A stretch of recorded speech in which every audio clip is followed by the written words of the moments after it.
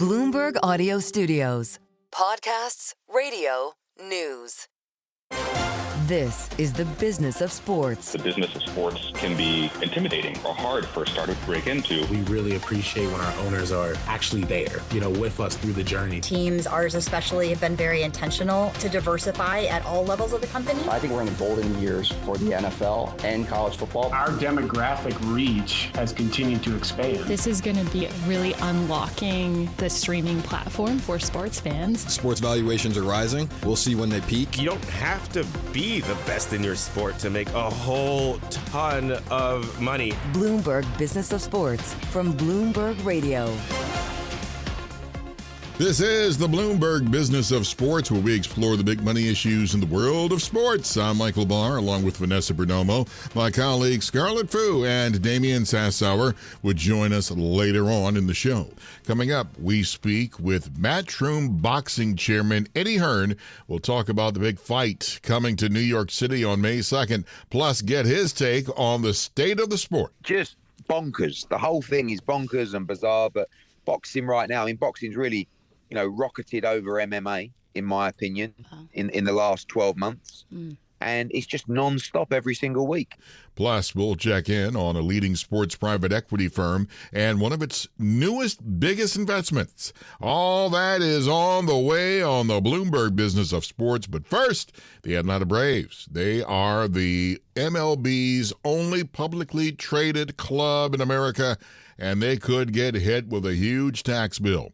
For more on the unique situation facing the Braves and what it's trying to do to get out of it, we welcome Bloomberg's Bill Allison. Bill, welcome to the Bloomberg Business of Sports.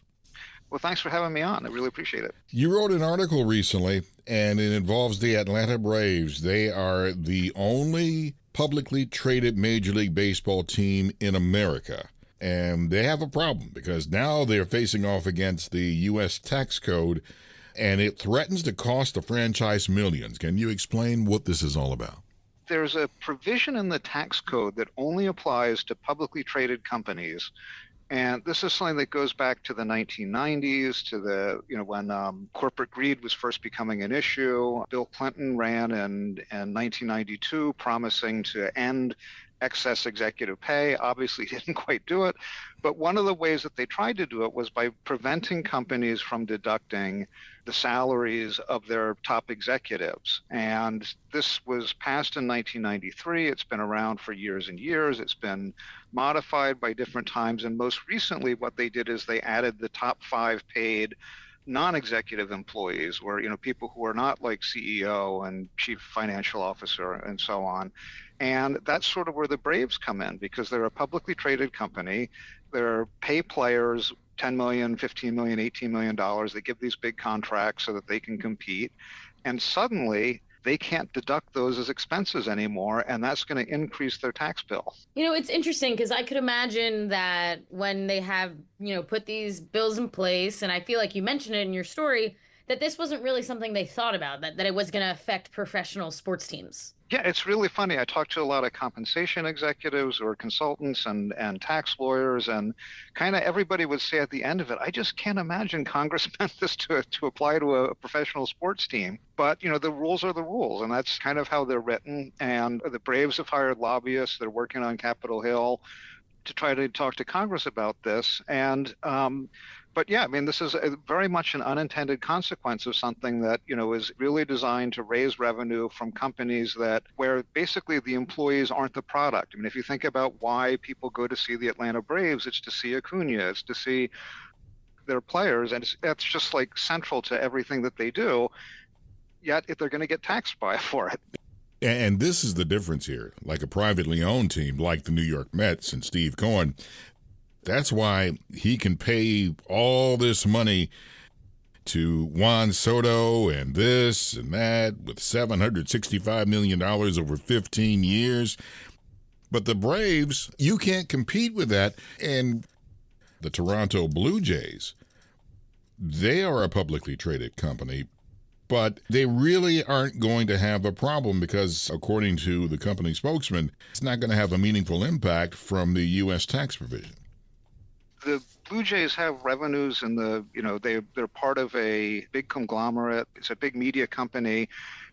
And one of the things that folks said about this is that, with tax planning, you can set things up so that you move losses around and you can kind of offset these penalties. But the problem for the Braves is that, about 90% of the revenue comes from the baseball team. They also own some property and some other things, but really it's the team that's the business. And so they don't really have that option where, okay, well, we're just going to take a huge loss in this division and that's going to offset what we would owe in taxes for these player contracts. And so that's really going to put a straitjacket on the Braves. And, as you said, if you're sitting down with an agent, you've got to be thinking, well, I'd love to sign this player, but, I've got to think of the tax implications of it, not just my normal budgetary implications.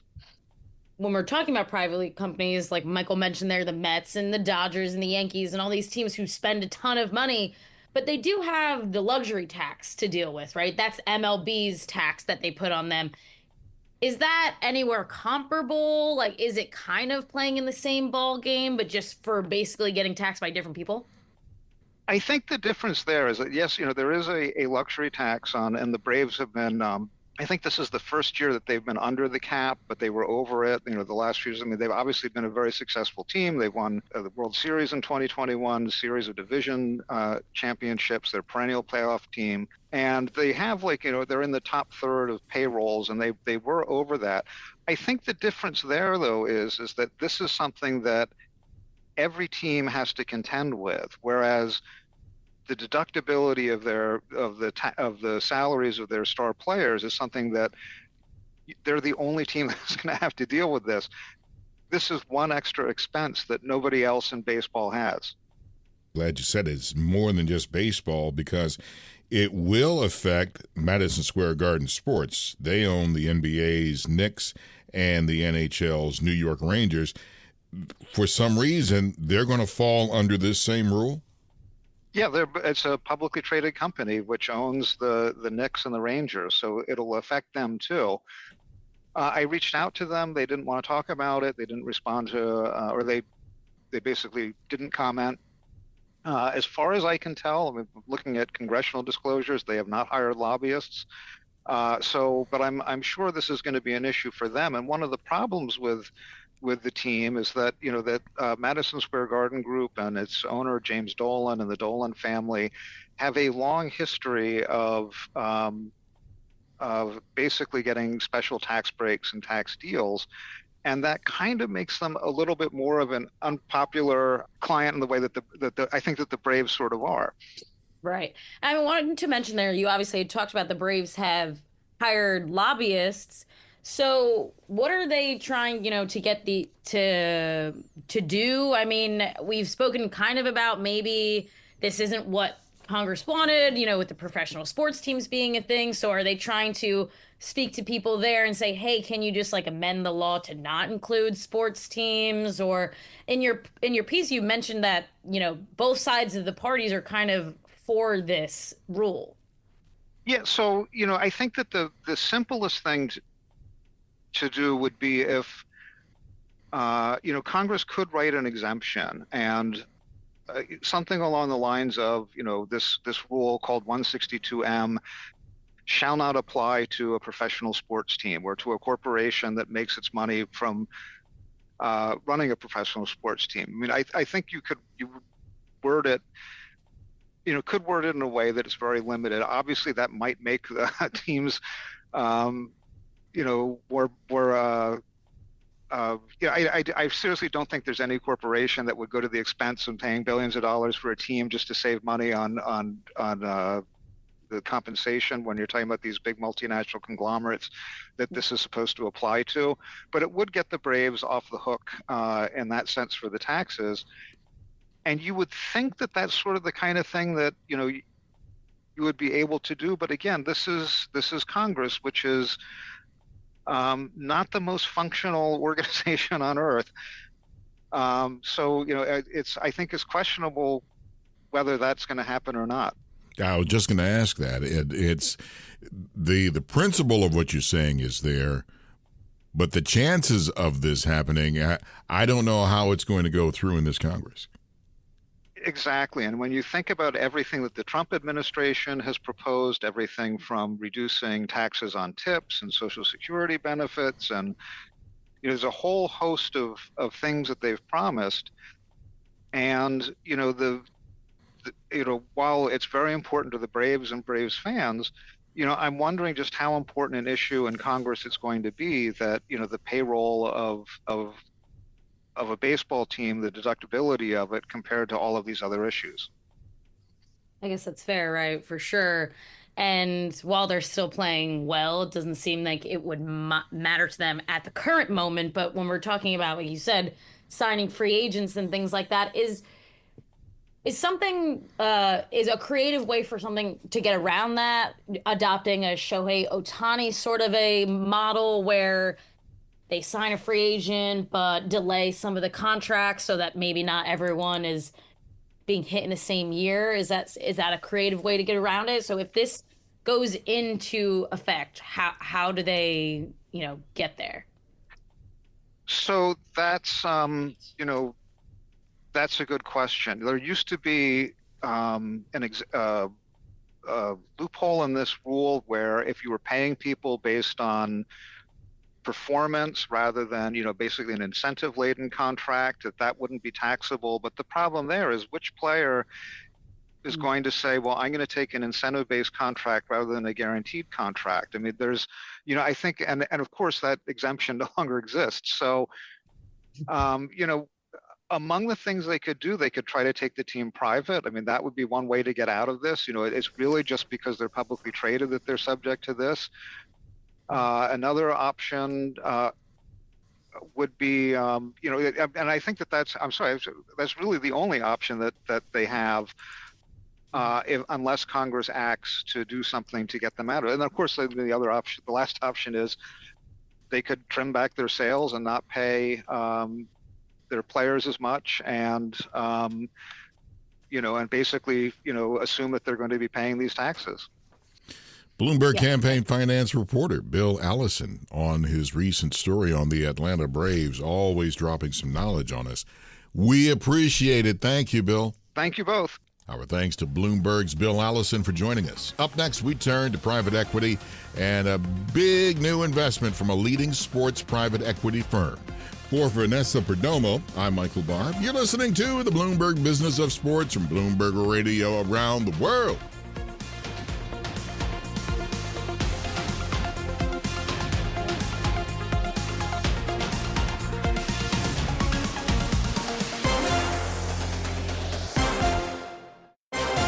This is Bloomberg Business of Sports from Bloomberg Radio. This is the Bloomberg Business of Sports, where we explore the big money issues in the world of sports. I'm Michael Barr, along with my colleagues Scarlett Fu and Damian Sassower. Vanessa Perdomo will be back later in the show. Velocity Capital Management is a top private equity firm with a big focus on sports. It just announced a new strategic investment in Unique Sports Group, a top 5 ranked UK-based football talent representation agency. For more on the investment, the growth of sports in the private equity world, and of course soccer, we welcome David Abrams, co-founder and managing partner at Velocity Capital Management, and Will Salthouse, CEO at Unique Sports Group. David and Will, welcome to the Bloomberg Business of Sports. Thanks, Michael. Thank you for having us. David, I'm going to start with you because with Velocity Capital Management, you guys are a private equity firm. When it comes to acquiring sports teams, and you guys have been in the business for 60 years, but especially now, you guys are like biscuits, honey, and butter. You guys are a hot commodity. That's a great combination, biscuits, honey, and butter. I'm gonna have to try that.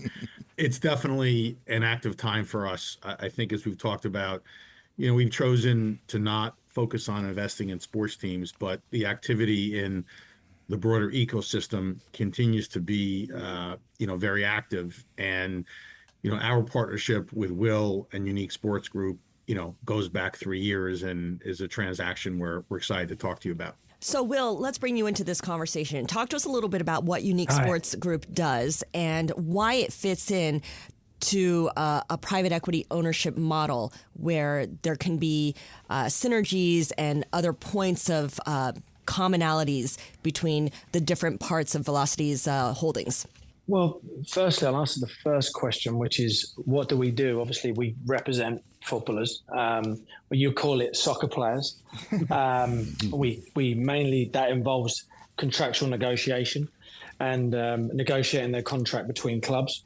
And I started on that journey 18 years ago by representing a friend, and soon became a player in the space of lower league football, where I saw a gap in the market. Players that weren't represented, given a voice, pretty much, where a lot of people overlooked them and went straight to the top league. I looked at what do you call in baseball? It'd be called the minor leagues, right? Right. So I always scouted the minor leagues and found some players that really came through and shot through those leagues to the Premier League, and I kind of rode the wave of them, and that's where Unique Sports is today.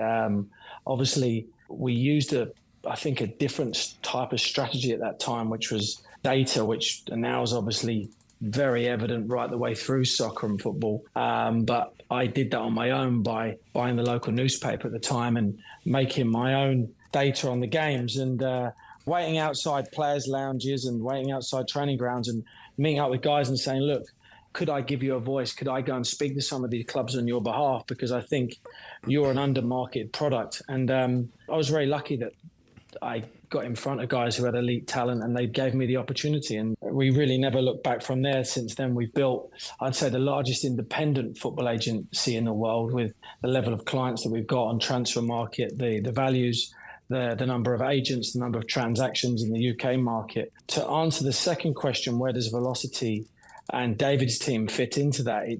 We're now on a journey where we've grown the business organically. We were looking for a partner that had the same vision, really, about Unique as what we did, which was, look, this is a business that can really scale. They've got something special. It's something that can go into a global structure with other verticals. And as soon as I sat down with David and the Velocity team, it was really clear to me that these guys they had exactly the same vision as I did for where we wanted to go. And I had various approaches that I'd kind of batted off over the 18 years from major sport management or entertainment businesses. And for one reason or another, we didn't do those deals. And it's obviously going to pay dividends now, because we've now got our same principles, but now we've got more firepower as such to go into the market and look at agents like myself who are independent and giving them a home and a platform that they wouldn't have otherwise. The needs of the business and the dynamics of the business are intact, regardless of what may be happening politically in the U.S. or overseas in Europe. But I wonder how much the economic uncertainty that has really come across over the last 3-4 weeks has affected the negotiations or the timing of this deal. Did that come into play at all, David? Well, Will, I'll turn over the question to you first on how you view tariffs, and then I'll talk a little bit about our perspective. Yeah, but there's no tariffs on football. So there's no tariffs on football, but there's a lot of uncertainty, and people are nervous and they don't want to commit to anything, right? Yes, yeah, Scarlett, I had that's Will's famous line, so he was big for that. From an investment perspective, one of the very exciting aspects of Unique is its incredible foundational business in the Premier League. The Premier League by far has the largest global media rights deal and continues to grow internationally. The value of the international media rights deal for the Premier League is significantly larger than all the other European football leagues put together, right? And so irrespective of the economic environment, these are long-term media rights deals. That means clubs will have a very consistent revenue stream. And our perspective is, as capital flows in to acquire teams and to grow their commercial operations, it's critical to be successful on the field. And Unique is effectively a partner to owners of professional football clubs on putting the best players on the field so they can, succeed. So we didn't, obviously the economic environment is something that we're watching, as a private equity firm, but it did not have a direct impact on, the final structure and pricing of the deal. the Premier League, this transfer window, if my numbers are right, and for our audience, £370 million spent during the winter window. Is that right? Talk to us a little bit about how you approach these transfer windows. How does it work? What we're dealing with right now is kind of the flirting period, which you'd call the where clubs are looking at who they're going to take. And obviously at the moment we're speaking to many people and finding out it's required. We call it requirements. And there'll be a requirement which will be a certain type of profile for each position, which a club will, or a manager and a recruitment team will work out what that requirement is in regards to what is the general requirement of each player in each position and what do they want from that player. And then off the back of that, then the names will start to move in the next few months. And then as we get into the transfer window opening, and then it starts to get manic because obviously clubs go after their first targets.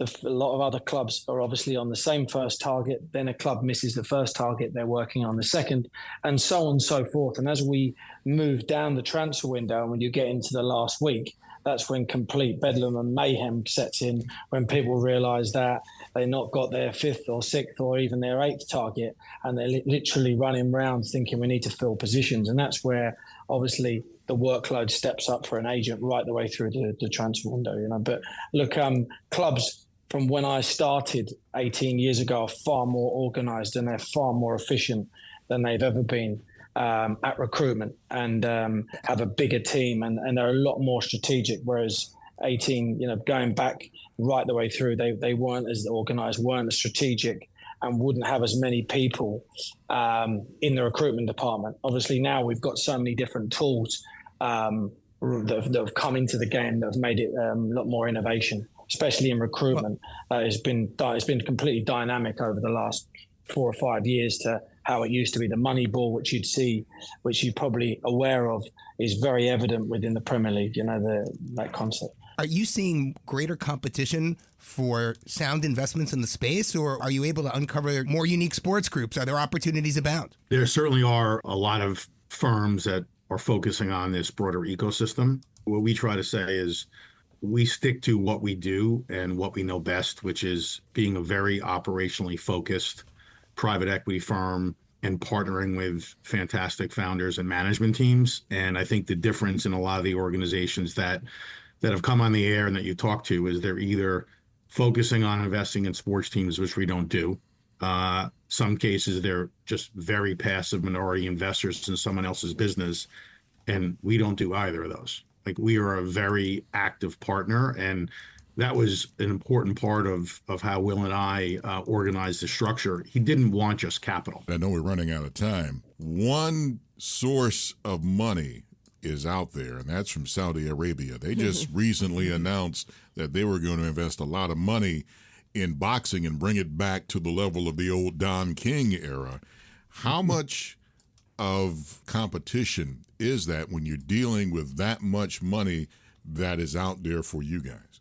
I think Saudi, as you've seen, obviously have the World Cup approaching in, I think it's 10 years. I think if you look at what they're doing right the way through sport, they're here to stay. They're not just going investing in talent as far as players. They're actually investing in infrastructure, sporting directors, CEOs, and now stadiums, training grounds. They're taking it very seriously. And it's the first one to say they're here to stay for the long term, and it will take time. It's going to take time in their national team to see the changes and see the improvement. But I think in the next 5 to 6 years, you'll see how strong the league has been. I think each year it's going to improve. And look, me personally spending a lot of time in that market. Obviously, I just brokered the deal in January, which is the largest transfer deal of John Duran from Aston Villa, who's a young player at 21 who decided that he wanted to go and play on Ronaldo's team and drive it forward, and I know he's enjoying it. So it shows the intent from that of where they want to go. But I think I don't want to get away. I want to try and get away from that. They're not just buying players; they are investing in infrastructure and investing in really experienced people to drive everything forward. And I think I would say watch this space to where it can go, and I can see it being, one of the top 3, top 4 leagues in world football. And it's quite exciting to be involved in speaking to owners and teams who are at a stage of building. And that's where, obviously, from my experience over the last 18 years, it's been great because we've been able to go in and advise in a consultancy capacity in a few places of our views on how things are in the outside world with football, you know. Our thanks to both David Abrams and William Salthouse for joining us. David is co-founder and managing partner at Velocity Capital Management, and he is also former CIO of Harris Blitzer Sports and Entertainment, and Will is CEO at Unique Sports Group. Up next, we turn to boxing, a big match coming up to the Big Apple next week. For my colleagues Scarlett Fu and Damian Sassauer, I'm Michael Barr. Stay tuned for more of the Bloomberg Business of Sports from Bloomberg Radio around the world.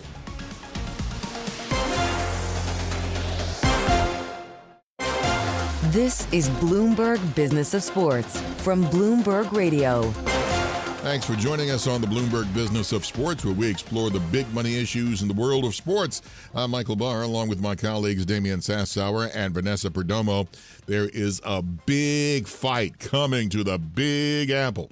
On Friday, May 2nd, Ryan Garcia makes his long-awaited return to the ring against Rolly Romero. And here to get us excited about the bout, see what I did there? Plus, do a pulse check on the state of the world of boxing. We welcome Eddie Hearn. He's chairman of Matchroom Boxing. Eddie, welcome to the Bloomberg Business of Sports. Thanks for having me, guys. Well, boxing, it's making a big comeback. And I say that because just recently, Saudi Arabia and the boxing body over there, they're putting a lot of money into boxing to bring it back to the level of the Don King era. Your thoughts about that? First, you got Saudi Arabia putting their money into it and boxing coming around, playing big time with Muhammad Ali in the era that I remember it very well as an old man. Your thoughts? Yeah, I mean, I think boxing, to be honest with you, it's always hot. You know, every business is cyclical. Every sport is cyclical. And for many, many years, people have talked about, you know, boxing's dying, boxing's broken. I think it couldn't have been further from the truth. Globally, the sport exists with a huge commercial presence. But of course, when Saudi Arabia comes along with ambition and a lot of money as well and starts making some of the big fights, it lifts the entire ecosystem of the sport of boxing globally. And we've seen that, you know, and we've seen huge fights in Riyadh. We've seen those huge fights in America, in Britain. You know, we had Anthony Joshua with 95,000 fighting Daniel Dubois last September. This weekend, we have Ben against Eubank, 65,000. I mean, boxing's red hot. And obviously now with, like you said, the influx of the Saudi Arabia investment, there's huge opportunities for everybody. Well, let's dig into it, Eddie. I mean, Tottenham, you know, April 26th, Conor Benn, Chris Eubank. And then I think in New York City, Michael Barr, May 2nd, Ryan Garcia against Rolly Romero. I mean, talk to us a little bit some of these matchups. I mean, it is peak prime time here, is it not, Eddie? Yeah, I mean, it's really interesting, the difference of the dynamics of the event. So next weekend's a wild one. On Friday night, there's a Ring Magazine event in New York. Now, it's not at Madison Square Garden. It's not at the Barclays Center. It's in the middle of Times Square. Get out. It's invite only with a couple of hundred people. You know, Ring Magazine, Turkey Had a Shake, Matchroom, Golden Boy. We are shutting down Times Square for this kind of historic one-off event. That features Ryan Garcia against Rolly Romero, Devin Haney against Ramirez, and Teofimo Lopez against Barboza. Kind of all of these real big young stars of the sport. And if that wasn't enough, 24 hours later, Canelo Alvarez will fight for the first time in Riyadh, Saudi Arabia, on the Saturday night. Early Sunday morning in Riyadh, prime time for the American audience on Cinco de Mayo. So it's just bonkers. The whole thing is bonkers and bizarre, but boxing right now, I mean, boxing's really, you know, rocketed over MMA, in my opinion, in the last 12 months. And it's just non-stop every single week. That is somewhat of a hot take, but I feel like you did lay out some really good groundwork to, prove your point there. I want to talk a little bit more about Ryan Garcia. This is, his first fight back after being suspended, and really he was America's biggest, or one of, the biggest top stars in boxing before that all happened. He really made a name for himself on social media and things like that. So do you think like him having a comeback is great for the sport of boxing, or is it really a personal journey to get him back up top? Yeah, I mean, I think that obviously everything that happened to him, he made mistakes. And, I think psychologically he, had pretty much, I think, some kind of mental and emotional breakdown en route. You saw his antics across social media were just wild, really. And it was sad to watch, such a great young fighter and personality and a great looking kid just kind of unfold and unravel on social media in front of your eyes. So I think that it's good to see him back in the sport. He's served his ban and he's ready to return, and he's an exciting fighter. And, he's the kind of young fighter that's going to invigorate that younger audience. And that's, as is a lot of the fighters on the Times Square show next week.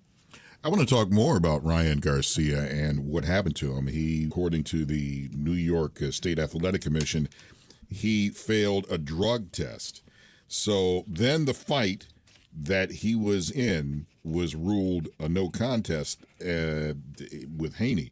Now, the thing of it is, I wonder if the punishment was too much, because first of all, he got suspended for a year, and then he had to pay a $10,000 fine, and then the $1.1 million that he made, the commission ruled that it was going to the promoter. I just want to get your thoughts. I mean, it's unfortunate what happened. And I'm just wondering your thoughts about the punishment in general. Yeah, I mean, the promoters for the event were golden boys. Quite a bizarre thing for the money to go back to the promoters. It's quite bizarre and unique. But, I think in terms of the fine, we have to really take a strict stance on performance-enhancing drugs within the sport. There's always the element of fighters that do get unlucky, and sometimes there is contamination that can affect testing results. But 9 times out of 10, the fighter is generally guilty, or the team of guilty, of some kind of cheating. So Ryan protests his innocence. I guess we'll never know. But at the same time, we have to make the sport as clean and safe as possible. So, if that crime was in the UK, UKAD, the UK anti-doping agency, probably would have banned him a minimum of 2 years. Mm-hmm. So 1 year, I think, was fairly light in the respect of Ryan getting himself right and returning to the sport. So, one of the problems was he failed his drugs test the day before the fight and on the night of the fight. And you don't get those results back for a couple of weeks after. So effectively, he went into the fight with those substances in his body, which, of course, is an unfair advantage, it would seem. And in turn, the New York State Athletic Commission ruled that it was a no contest. So although Devin Haney lost on the night, he actually remains undefeated. It's actually a wild turn of events across the board, but I feel as though it was handled correctly. Eddie, I know you've been in the business like your whole life. I mean, going back to your father, Barry Hearn. I mean, you've been at Matchroom specifically since 2000. So promoting one fighter and losing him to another promoter, I mean, this happens all the time. And the reason I ask is because Shakur Stevenson, 23-0, 11 KOs. Is he still going to fight Zepeda? Yes, he's fighting Zepeda July 12th. Just so you know, we have a 2-fight deal with him. Okay. This is the final fight of our deal. So again, hopefully it can be extended, but... So let's talk about Shakur Stevenson. I mean, he's got a fight coming up in July with William Zepeda, 33-0, 27 KOs. Both are undefeated. Kind of risking it all to face Zepeda. What are your thoughts there? I mean, it's going to be obviously an awesome fight, but if he doesn't perform well, I mean, all bets are off, no? Yeah, I mean, it's a great fight. I think Shakur Stevenson is the best lightweight in the world. And, he's 27 years of age. He's a 3-division world champion. But more importantly, he's in a great fight with Zepeda. It'll be another Ring Magazine card in New York on July 12th. And I think it's the perfect fight for Shakur to really make a statement. And then I think go on and fight Gervonta Davis. I think that's one of the best fights in American boxing. But certainly Zepeda, a tough opponent, a dangerous opponent, and it will be part of a huge night on July 12th.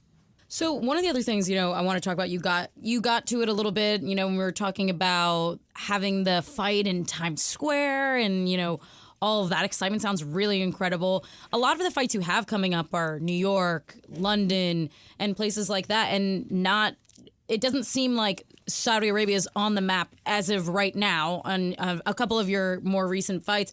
Talk to me a little bit about spreading the love between other places other than just having every fight in Vegas and Saudi Arabia.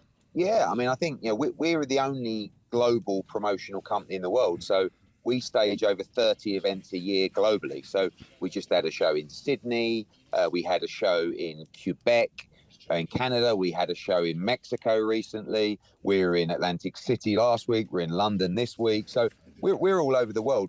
In terms of the Middle East, it's quite cyclical. Riyadh season happens between October and March. Obviously, the weather is a lot kinder to the fans during that period as well. So it's reasonably quiet throughout those summer months. And then as we approach, I mean, Canelo Alvarez fights in Riyadh next weekend. And then after that, we'll be back in Riyadh in October for the start of what they call Riyadh season, which is kind of like their big commercial calendar for major sporting, music, arts events. And our big focus at Matchroom is, like I said, just to be that number one global promotional company. All other promotional companies just kind of tend to operate in their respective markets, but we do it week in, week out all over the world. Vanessa, can you imagine Eddie's travel schedule? I mean, this is just bonkers. You don't want to know it. I mean, you're bouncing from time zone to time zone, and it's not just any time zone. These are like 10-hour flips, So it's like, never what day know is where it? You are. Exactly. Right. So last question I have for you, Eddie. I mean, look, the sport of boxing, right? Obviously, MMA, the influence, all of that good stuff. Talk to us a little bit about it. I mean, do you still see it as, a benefit to the sport? Do you see those two sports coming together? And also, if you could just tell, just a little, Michael Barr, he likes to gamble on sports, and he's kind of looking for, he's just curious. He got some bouts coming up. What do you like here? What's going on? Boots on the ground. Boots on the ground. What do I do here? Yeah, I think, like I said earlier, all sport is cyclical, and I think this is a very hot period for boxing. MMA's been hot for years. UFC's a fantastic business, but right now I think they're lacking star power, if I'm honest. And the time of Khabib and Conor McGregor and these kind of standout big names, I think they're just going through a little bit of a, maybe a little bit of a development period for those younger fighters coming through. And in the meantime, it seems like all the narrative for fight sports and digital conversation seems to be around boxing, which is a nice change, and I'm sure MMA will be back. But right now, I think boxing's hotter than ever. And it seems to be controlling a lot of those conversations, between sports rights holders, executives, but more importantly, fans online. And as I said, those digital conversations. Could Garcia win a Matchroom top fighter, Jared Boots Ennis? For me, Jaron Boots Ennis is kind of our number one fighter in America. I think he's a pound-for-pound great fighter. I think he's a future pound-for-pound star. And Ryan Garcia is exciting.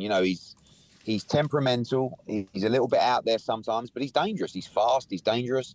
And he's great to watch as well. So I think Jaron Ennis against Ryan Garcia is actually a fight that could be one of the biggest in American boxing. Well, let's hope. I've got money itching in my pocket, man. I mean, thank you. To take it off you. Thank you, Eddie Hearn. See, I'm giving up all my secrets. Chairman of Matchroom Boxing. Thank you again, sir. Thank you, guys. Hey, thank you for joining us. For my colleagues Damian Sassauer, Vanessa Perdomo, and Scarlett Fu, I'm Michael Barr. Make sure to subscribe to the Bloomberg Business of Sports podcast. Find it now on Apple, Spotify, and all your favorite podcast platforms. Tune in again next week for the latest on the stories moving big money in the world of sports. You're listening to the Bloomberg Business of Sports from Bloomberg Radio around the world.